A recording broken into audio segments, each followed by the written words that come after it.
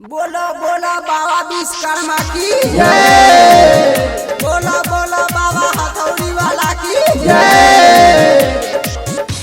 ए बाबा रउए कृपा से दुनिया जहान। Presented by Ajmer Recording Studio, Delhi. बाबा विश्वकर्मा राउर महिमा महान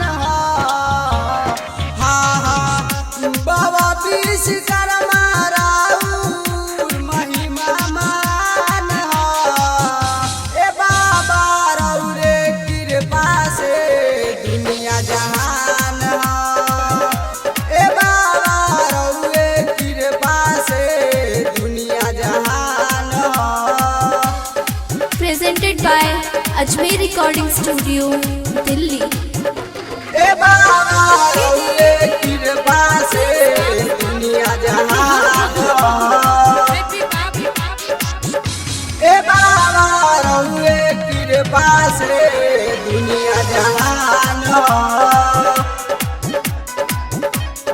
हाँ हाँ बाबा हो राउर मूर्ति लियाइनी सजैल बानी थाला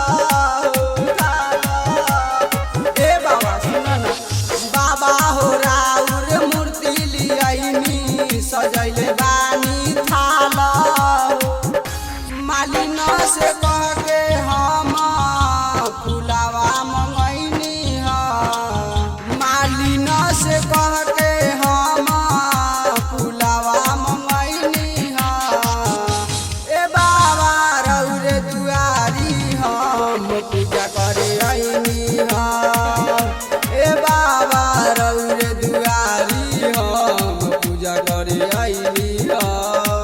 Presented by Ajmer Recording Studio, Delhi. ए बाबा रउरे कृपा से दुनिया जहान। हाँ राइटर रामू लिखले बाबा सुनई हो गाना